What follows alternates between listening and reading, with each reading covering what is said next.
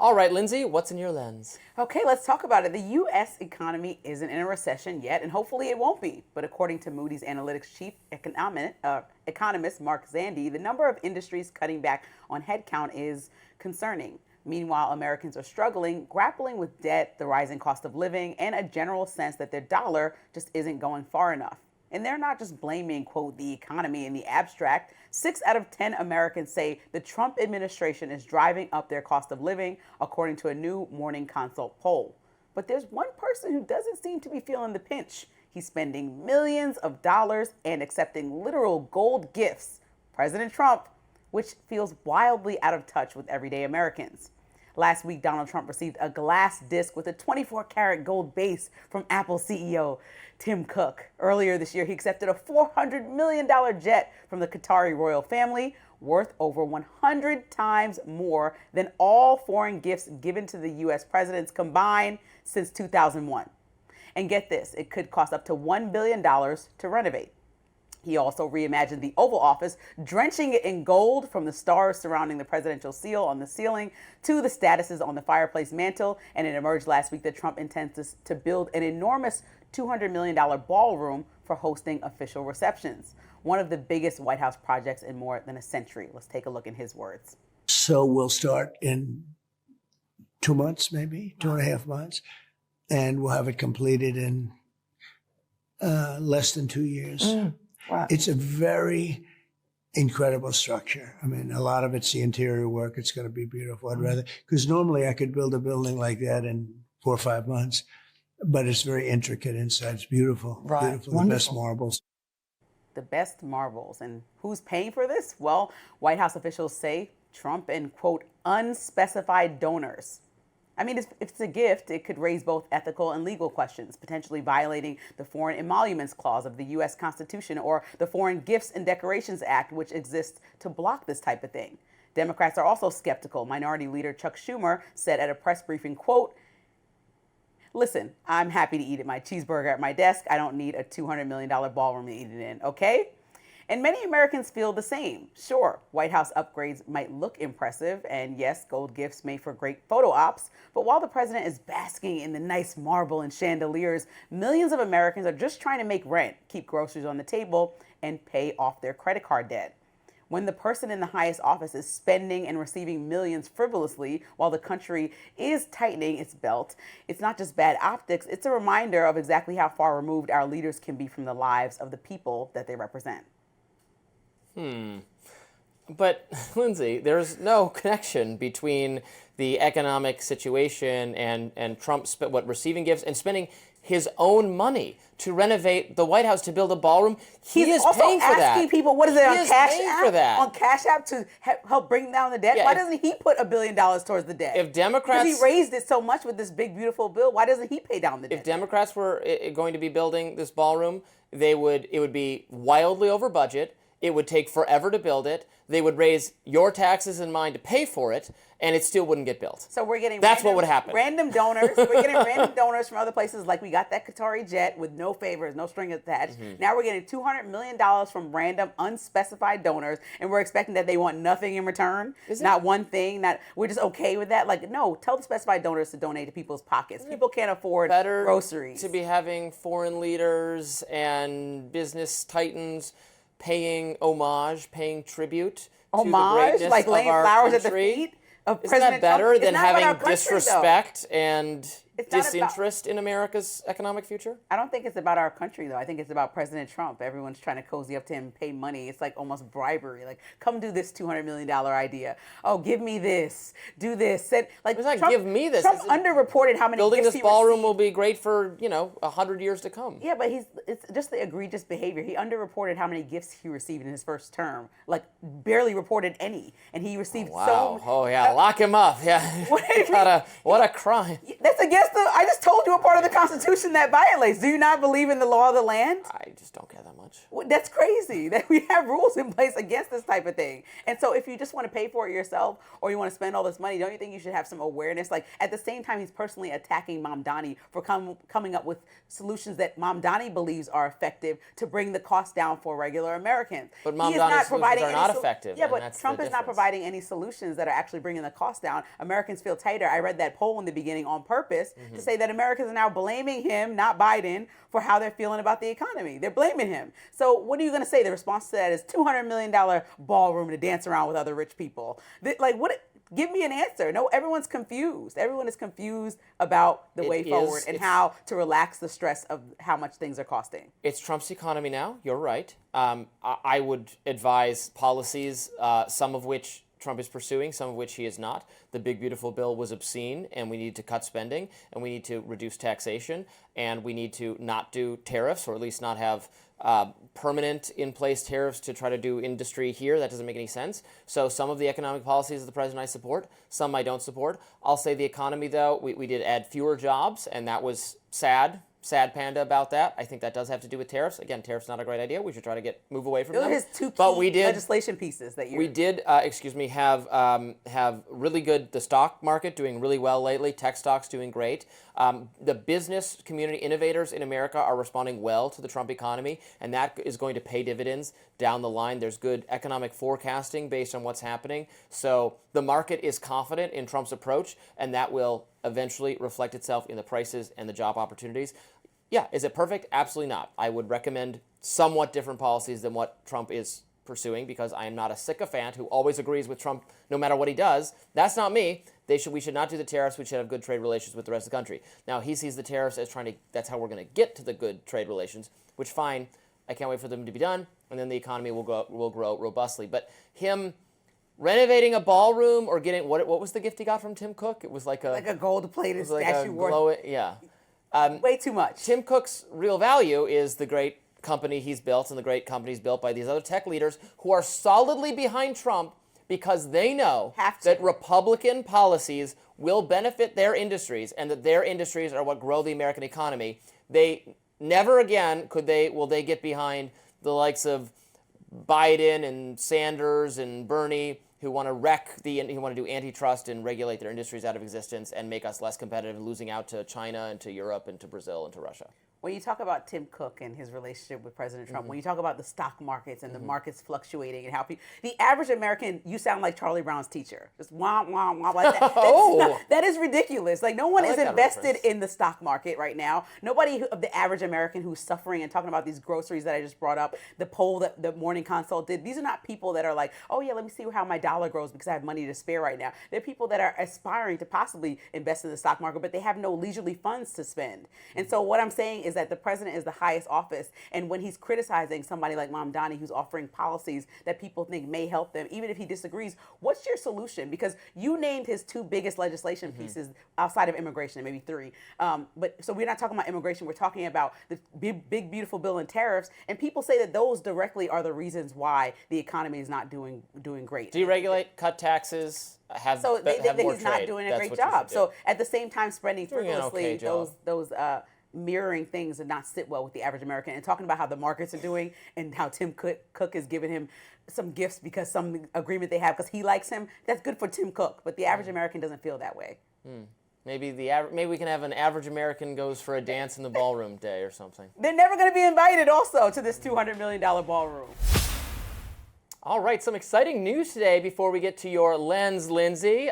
This is pretty cool. The Hill has officially announced Lindsey Granger, as the full-time co-host of Rising, effective today. This is pretty historic because I've been doing Rising now for over 4 years, and in that entire time, I've been, for most of it, a full-time employee of The Hill, like the guy who does Rising, and the other host has just been on a per-day basis. Some of them we had for a long time, some of them for a short time, but this is the first time I've had an official co-host the whole time. So I'm excited, and it's great. I remember when I was deciding about taking the position, because you guys know I've been back and forth to Denver. Yeah. I asked you if you wanted me to come, and you were like, yeah, like very excitedly, almost as excited as when Colin and I were having a baby. And I'm like, are you excited? He said, yeah. So I feel like you and I have a natural chemistry that's okay to. I want to show people that we can debate, but we're also probably going to end up on 14th Street going out together.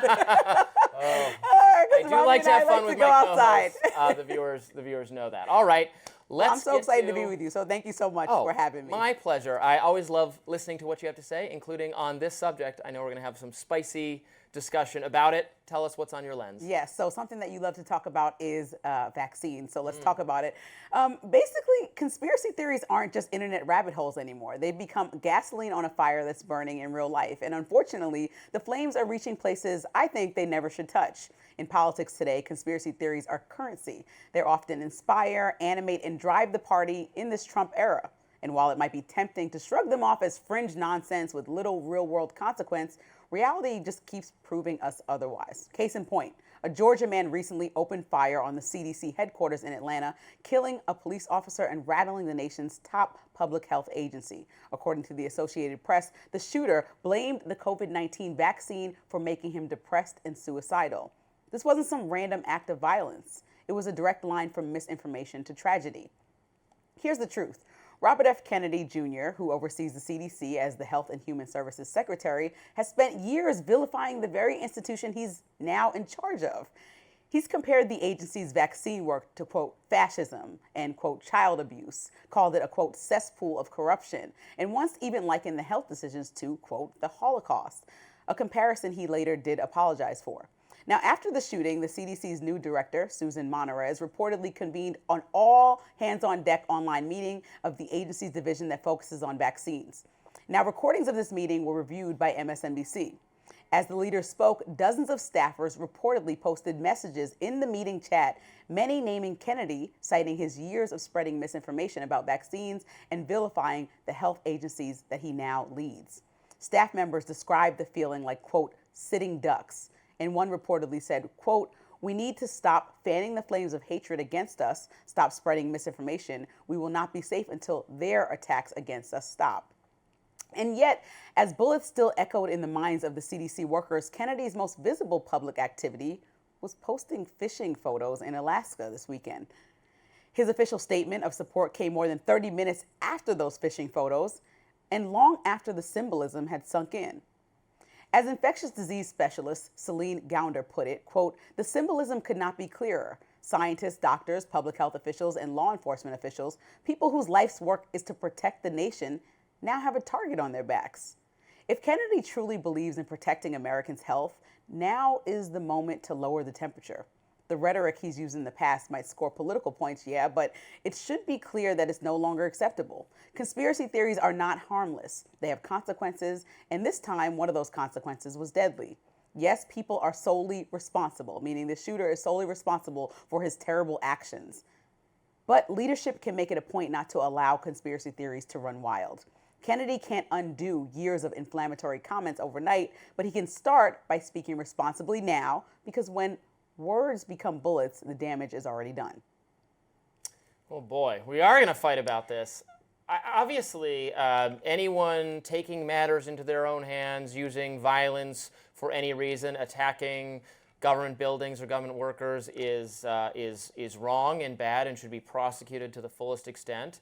But I think it's very wrong to blame RFK Jr. or anyone else for his actions, just as it's not, I mean, mainstream liberal people love to do this when the violence was plausibly motivated by some right-wing cause, and then Republicans like to do this when the violence was plausibly motivated by some left-wing cause, and we just can play this game till the end of time. But I guess to your bigger point about the spreading of conspiracy theories. So I do think the CDC should be shut down. I think it's an appallingly evil organization. The words you're using. Theories RFK constantly spread conspiracy theories, not only around COVID, but around vaccines causing autism. That's untrue, not proven by any direct correlation. He's also claimed that Anthony Fauci and Bill Gates exaggerated the pandemic to promote vaccines. Did they have that direct link? He's telling people that. So people now hate Anthony Fauci. People now hate the entire industry because they decided to get the vaccine based on guidance that people at the time thought it was plausibly the cause of the pandemic in the first place, because he was advocate for doing dangerous scientific research in Wuhan, China, that our own Energy Department, CIA, and FBI think was its likely cause. He claimed that That's the why I FDA dislike Fauci. suppresses advancements in health. These are all things that have come out of RFK's mouth. I'm reading quotes. He said that the real in his book called The Real Anthony Fauci, he said a historic coup d'etat against Western democracy is what Anthony Fauci has done. So, like, imagine if you are affected by this. Imagine if How is that a conspiracy? What you just said? Because Anthony Fauci didn't plan to take over the world and kill people. That's not actually going to ever be a correlation. I don't in think most he said sane Anthony American. Fauci planned to take over the world and kill people. Well, he What went into a lab, created this virus, and allowed people to die by giving wrong information, and knew that vaccines may have some negative side effects, which I think people did their best, right? They had shortcomings, of course, but to blame an entire organization full of employees that are working extremely hard to figure out solutions. They were wrong. They got the testing wrong. There has to be accountability. I know, but they're wholly uncomfortable. They're wholly uncomfortable don't- working. So you don't think there's some people in there that got it right? Just to point out the negatives, like, it's pretty hard to come up with vaccines and all the solutions that are going to solve a worldwide pandemic. And so it's really... Now you want to have it both ways. You want to say that we shouldn't criticize them, or No, we should criticize them. Okay, but that's what he's doing. But we shouldn't have the rhetoric go so far from the highest officials that people feel uncomfortable doing their job. They feel like there's a target on their back. Did their rhetoric not go too far? Their rhetoric, they accused him and others of being serial spreaders of misinformation and getting people killed. And then it turned out misinformation. the things they were saying about them were untrue because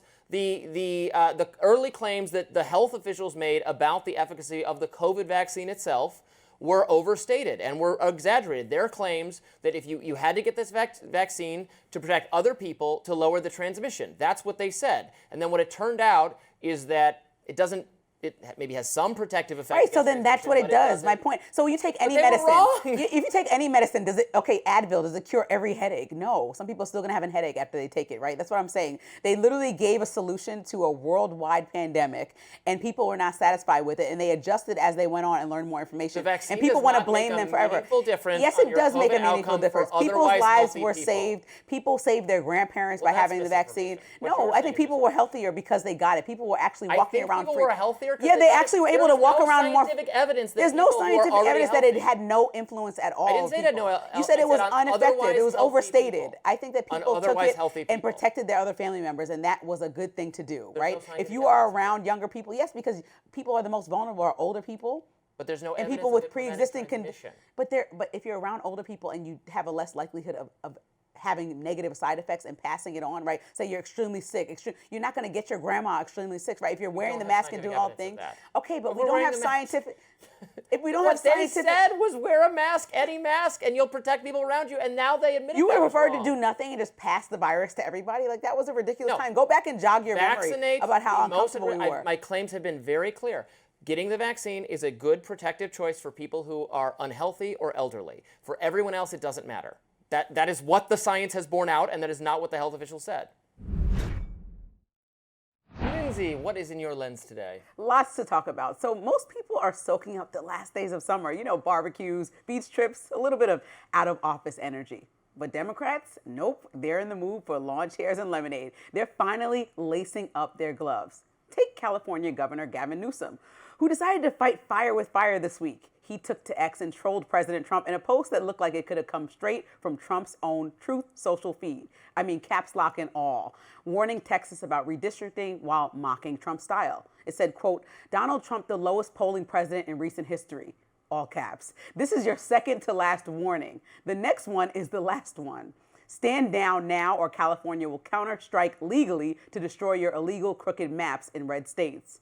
And then there's former Texas Representative Beto O'Rourke, who put it, well, a little less delicately. Take a look. We're throwing our hands up and we're asking the crowd, the people of America, hey, do you see what's going on here? This is unfair. This isn't the rules that we agreed to play by.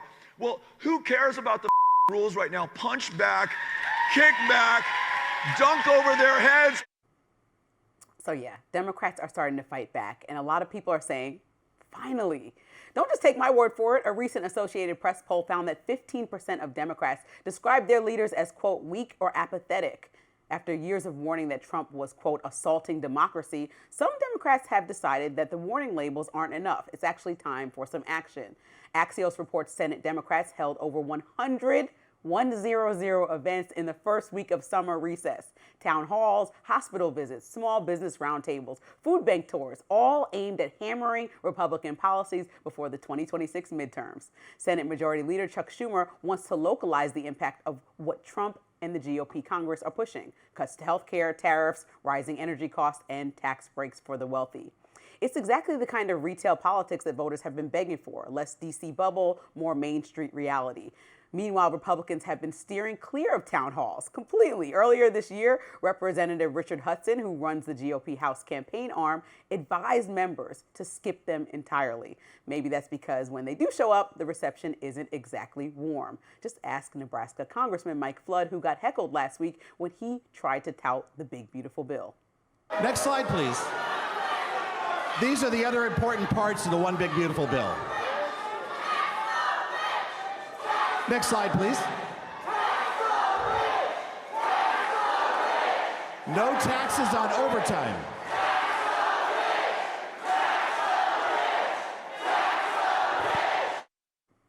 Now, a Wall Street Journal poll shows 52% of Americans oppose that bill, a warning sign for Republicans heading into the midterms. So here's the bottom line. If Democrats keep showing backbone, meeting voters exactly where they are, and making the case that Trump's policies hurt everyday Americans, they might actually turn 2026 into a comeback season. And if they don't, well, they'll be back on the sidelines wondering why the refs left the game in the first place. I find their resistance futile. Limp-wristed. The 100. Okay, no, not from the person that says, "Oh, Democrats needed to get to the everyday person, get out there. They lost touch. They are the class of the elite." They had 100 events, and we cannot find Republican Congresspeople out in their communities, especially not find them talking about the big beautiful bill, because they know, confronted as by Senator astroturfed, Soros paid for confront by activist yourself. people. Senator Josh Hawley specifically said, a Republican senator, this is devastation to Medicaid. He doesn't think that this is a great thing to do as we cut people's access to health insurance. He's It's a going to affect.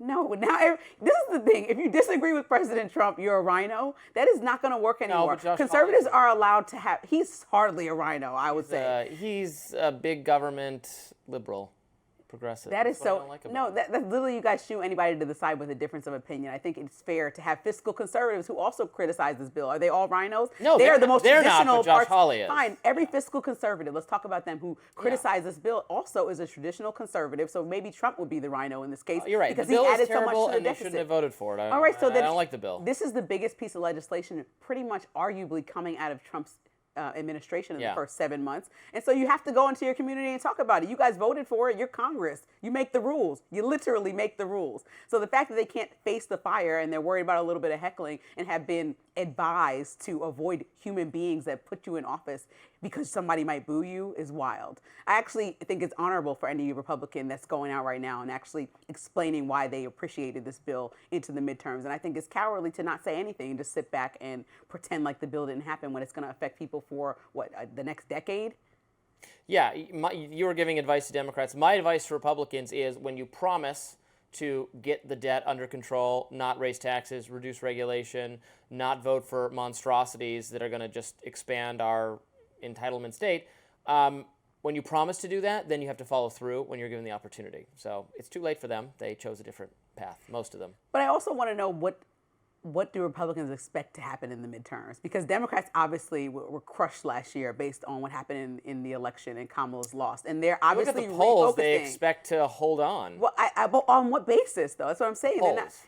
okay, you don't listen to polls, neither does Trump. No, I listen. What do you mean by that? I listen to Okay, polls. President Trump doesn't listen to polls. So if I we're listen gonna to keep polls that and then I consistently- add a +3 for Republicans because the polls underrate Republican chances by between 1 to 7 points. So Okay, let's say you do listen to polls. Yeah. The point is, I don't care about this early in the game what polls are saying. What are people saying? Mm-hmm. That's what I'm saying. When you go in communities, people are uncomfortable with a lot of what the bill is going to do. And so what are you running on? This would be the big legislation that you campaign on, and they can't even do that. So remember how Biden remember how Biden lost? It was because, I'm not Trump, so I'm a better option because I'm not Trump. And that's how he won the first time. Can't do that again. So what are they going to go into the midterms? What's the message then? Because there's always a call for what the great Democratic message is. I don't know what the Republican message is. Besides, Trump said he was going to do a lot of stuff, hasn't really accomplished it, but Oh, we're pushing forward. I disagree. I know what the Republican message is. I don't know what the Democratic message is. The Republican message is we are making our country great again. We're making it economically prosperous.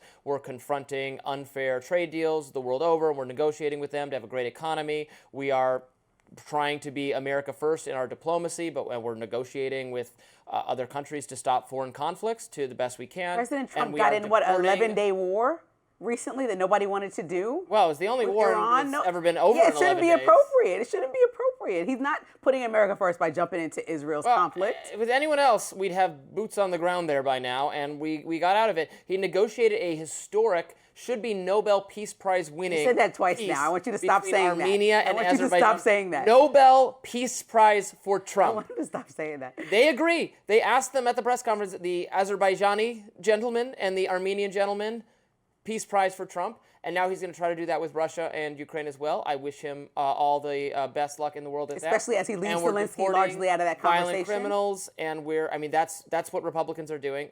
Democrats are just, I hate Trump. No, I think that they're stepping up, having a little backbone. They're leaving Texas and telling you, no, you're not going to bulldoze over people of color in the state that have grown 95%. The Beto O'Rourke strategy is the right one. That's the first step. They have a while to. So you know what happens when you lose? You know what happens when you lose?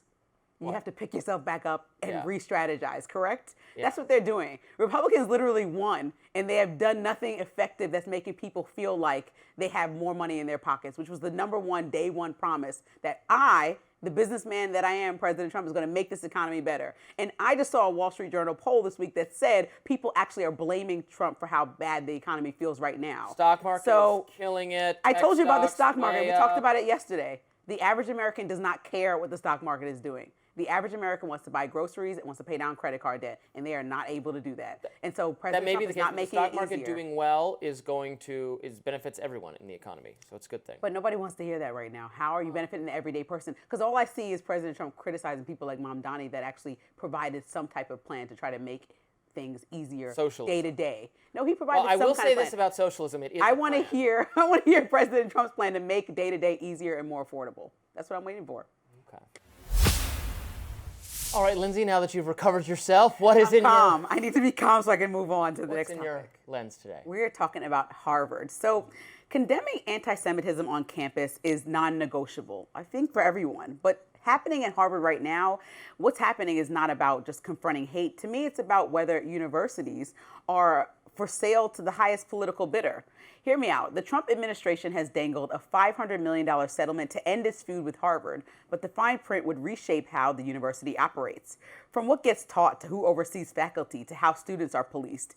If Harvard takes this deal ironclad or without ironclad safeguards, it's not just selling out its students and professors, it's setting a precedent that the White House can use funding as a weapon to force ideological compliance. Now, we've seen the playbook. Columbia University paid $200 million to make investigations disappear, and in return accepted an independent monitor reporting directly to the administration, plus sweeping changes to campus governance.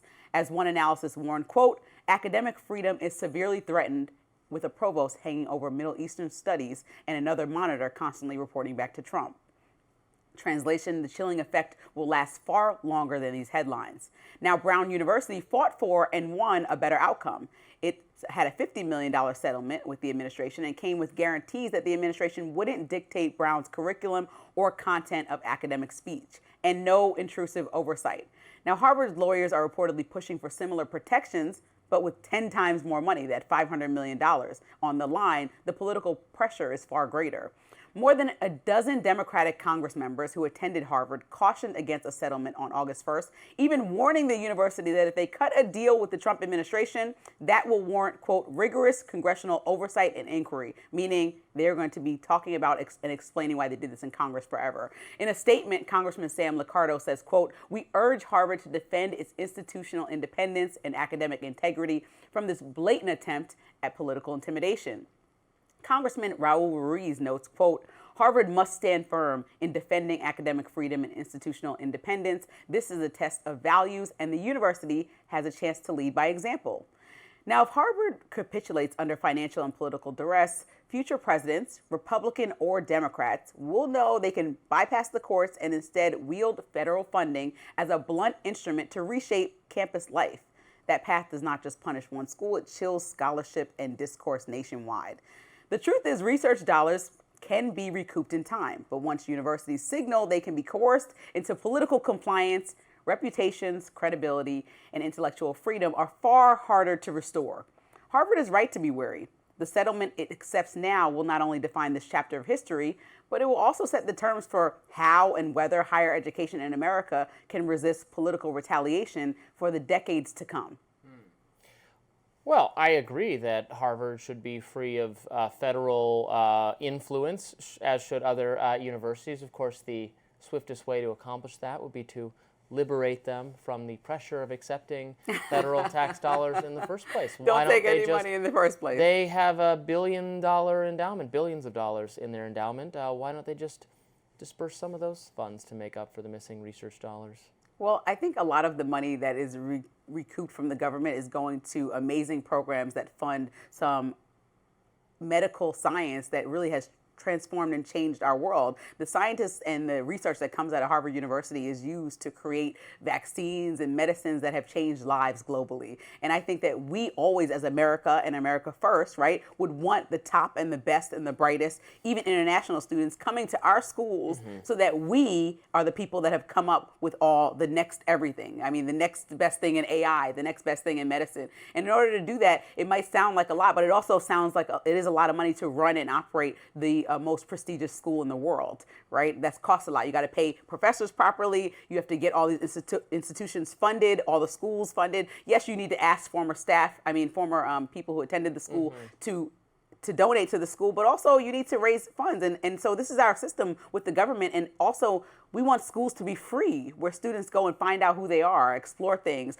create ideas. And I think when you start to have the Trump administration hanging over them, which is not, it's not like bipartisan at all with ideas for the most part. It's pretty much my way or the highway, as we see what they're doing with a lot of the institutions throughout DC, like the museums and things. So I think if they're hanging over and combing through, what does this oversight look like? What actually needs to be reported? Because I think that Harvard and the students mostly are going to be made to be uncomfortable knowing that anything they do could pretty much create this cycle again. Even if it's a Democratic president, they can come in and say, well, I don't like what you're doing now. Let's threaten you $500 million. And also this number is astronomical. This is not How did we get to $500 million? This is not a theoretical, what if a Democratic president comes in and does this? The Democratic presidents, the previous two ones, did this exact same thing. They threatened funding for Harvard? Yes. And what was the outcome? Did Harvard pay $500 million? No, the outcome was Harvard did what they wanted them to do with respect to Title IX enforcement on accommodations for trans students. There's a question to you. Federal government comes in and says, in order to qualify for federal funding, you need to make your male facilities available to female facilities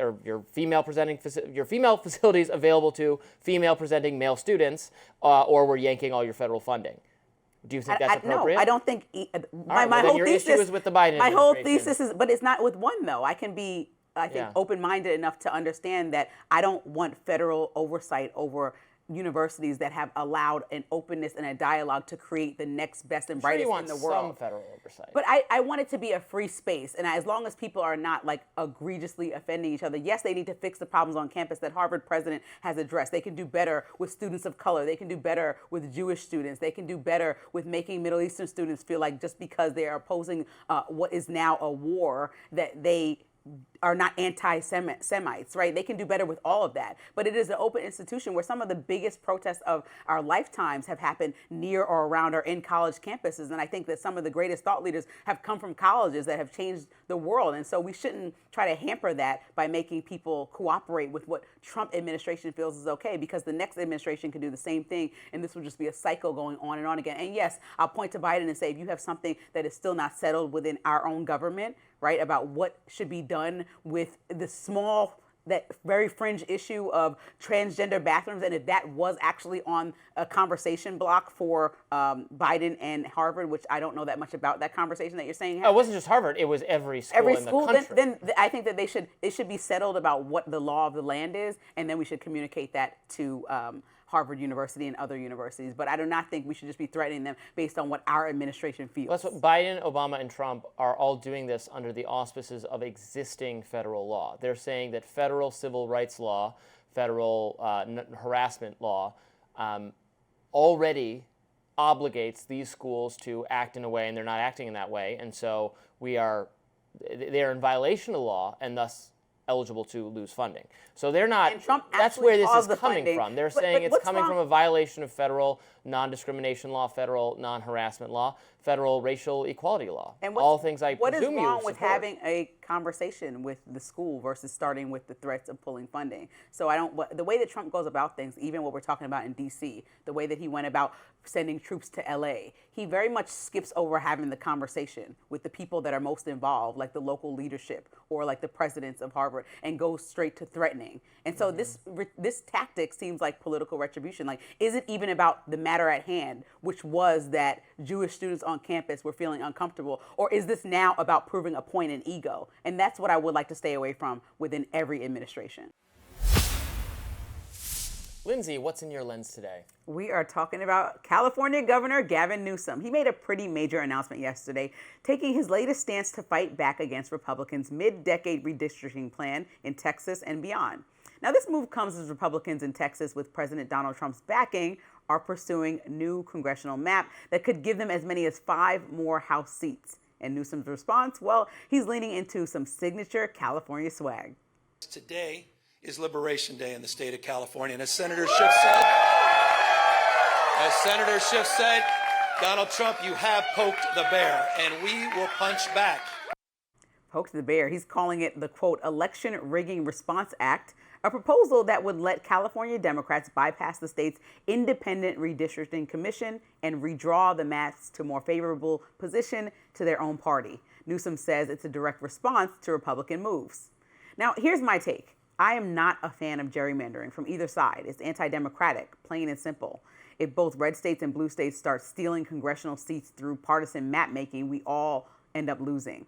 So in an ideal world, Texas would wait until the next census and adopt an independent redistricting committee like California, and California would resist the temptation to fight fire with fire, because in this case, the fire is actually a direct hit to one of democracy's core values, voting equality. And if you burn that down, you're doing the work of democracy's enemies for them. So when political parties start disenfranchising voters to push their policies without actually earning our votes, the only winners are people rich enough to actually buy those politicians' loyalty. But while I think Newsom's redistricting plan is wrong, I have to admit, the man is on a roll. He's trolling Trump like it's his new hobby, even calling him Donald Taco Trump in all caps on X. The nickname caught fire a few months ago, with Jeanine Pirro even chuckling on air like I was laughing when a reporter brought it up to the former president. Let's take a look. Mr. President, Wall Street analysts have coined a new term called the taco trade. They're saying Trump always chickens out on your tariff threats, and that's why markets are higher this week. What's your response to that? I kick out? Chicken out. Oh, isn't that nice? Chicken out. I've never heard that. You mean because I reduced China from 145% that I set down to 100 and then down to another number? And you ask a nasty question like that. It's called negotiation, but don't ever say what you said. That's a nasty question. So I guess I'm not the only one who thinks it's funny. At the end of the day, my hope is simple. Republicans stick with the current Texas maps, Democrats back off the retaliation, and Governor Newsom keeps going just enough to keep us all entertained, because clearly he's found his spotlight. Quite entertaining over here. The all caps messages. I think what Governor Newsom doing is very effective in getting under Trump's skin in a way that maybe he wasn't prepared for, because he met his match, and slowly he's building up. Obviously, we know the intention is a presidential campaign in 2028, but at the end of the day, he's just fighting fire with fire and actually having a backbone. Some people don't like Jasmine Crockett. Some people don't like, whoever else is speaking up. Well, Newsom is another voice Democrats that's doing don't something. like Jasmine Crockett either. No, I think a lot of people do like I Jasmine mean, her Crockett. colleagues That's not. in the House don't seem to like her very much. Well, I think a lot of her constituents, she has voted in position, so I think she's comfortable, So I think she has a lot of people that unlike like her. Jasmine Crockett, I do think Gavin Newsom has some things going for him. I'm happy to admit that. I like to just call it as I see it. I noted that there was figures on podcasts that political people are doing. Steve Bannon has this really successful podcast. Ted Cruz has a really successful podcast. And then after that, there's not a lot of politicians who've managed to pull this off, have good podcast numbers. Gavin Newsom has done it. He launched this couple months ago or a year ago. He's had some interesting guests. He's clearly trying to introduce himself to right-of-center people, and they're not going to agree with him, but he'll be like someone they go, oh yeah, he's fine. I like listening to him. I don't agree with him. It's going to soften his the way he presents to Republicans in anticipation of a presidential run. I think he will have. I think he is one of the more formidable candidates Democrats could have. I say that as someone who completely disagrees with his governance, particularly during COVID, which I thought was appalling and disqualifying. I appreciate he has to deal with a very far left legislature that's even more progressive than he is. So he looks a little bit saner than some of them to me, but... Also, I think what makes him look very sane in this, even though I don't support redistricting coming from either side, is the fact that he actually said on November 4th, we're going to ask the people of California what they would like to do. That's something that actually works much better to me than Texas leaders saying, we're not going to ask you, we're just doing this in the middle of a census, 5 years in. And I think that that is something that people, maybe like you said, that not only the Democrats, American people want to be listened to way more. And so in Texas, nobody called for this. And even when we talk about how the population of people of color have grown in Texas, being the most growth that we've seen over the last few years, it's not about whether those people vote left or right. It's about the fact that they're not represented in the census numbers. And so districts aren't created in a way that the way it's supposed to, is just making sure everyone has a voice. And so I want to make sure that as we rectify that, the census process could be fixed. All this can be fixed. We should not be redistricting our way out of it, but Democrats should also not sit back and just watch this all happen. So hopefully it's like matching a threat with a threat and then just like, okay, let's just call it even. Let's just go back and create a new system. And I even think Texas should possibly adopt an independent delegation to review what and how the map should look. I was looking online at a map, and I can't remember, I think it was done by Brown University, that kind of showed how biased the redistricting was in each state. And Texas is already out of control with how many how it's redistricted. No, I know, and they show. I'm using Texas as an example because we're here, but they don't have to go even further out of whack, is what I'm saying. There's no one calling for this. It's not necessary. So I think they need to just figure out what actually exists there and figure out a proper way forward, as opposed to just trying to win more House seats because they think that their policies can't win them more House seats. California is already taking advantage of the system by having so many illegal immigrants that inflate the population of the state and get it more electoral college votes and more House representation than it would have otherwise. But that's it's an why imperfect we're system. doing mass deportation now. It's an imperfect system, but you know what? You know what's so funny? We just watched that clip about Joe Rogan when he had Anna Paulina on. You know what else he talked to Anna Paulina about? About how disappointed he was about the immigration policy, because he felt that Trump was going to deport and make it a priority and intentionally deport criminals. But what happened is that a lot of people that were working on land and around the community are no longer available. And he thinks this is not what anybody who said, yes, I support deportation, wanted coming out of this administration. And so, again, one of those other times where even your boy Rogan is criticizing how the policy played out in regards to immigration. Well, I agree. Though it was a winning idea, but actually the implementation, people are looking up with a raised eyebrow about how and what is actually happening. I agree with Joe Rogan. However, what I'm saying is there's a justification for deportations when those people are going to be fundamentally changing our democracy and giving more weight to liberals and to Democrats. There's more of a justification to deport them. I don't want to deport them, so for political reasons. Yes, I agree with Rogan and with Trump that we should prioritize the deportation of criminals and gang members and so on, not just round up people who aren't bothering anyone else who are working. But if they're taking welfare, if they're taking advantage of the social safety net, if they're disproportionately taking resources, crowding out other people from using those resources, or corrupting the political composition of the state, that creates a justification for doing the kinds of things that, for instance, Steve Miller wanted to do. And we have a lot of work to do, I think, for all systems that have existed for longer than our lifetimes, right? Some of them don't actually work in 2025. But I do think that it's important to look at the census and understand what it is. It's supposed to count every single living soul in the United States, so we understand. All right, but you're not. And so that's what it's supposed to do. Okay, yeah, that's what it's supposed to do. But we're not supposed to have. No, but they need that 12 information. million So yes, illegal people here. But even though they could check off that they're a migrant, and that could be a thing. But President Trump lost that. Here, but everyone here is supposed to be legal. But President Trump lost that when he brought it up to the Supreme Court. They said no, we're not putting a checkbox on there that says I'm an illegal immigrant. So now what do you want to do? So we're going to deport them all. So here we are. What we're going to do is deport them all. Okay, so And your party doesn't like that. Joe Rogan doesn't like that. They don't want to see every single person get deported. They specifically said criminals, and I think most of America agrees with that. So at the same time, your party is going to be affected because people like Trump own businesses that use and have used illegal immigrants. And so, well, then you got to meet us halfway here and come up with some plan that I would be happy to endorse, where they can stay here and work and not, and we won't mess with the economy, getting them all out of here. That's all fine, but have some kind of check so that the political process is not distorted in favor of the Democratic Party. That's my deal. That's my offer. I don't know that it is distorted in favor of Democrats right now, but we got to go.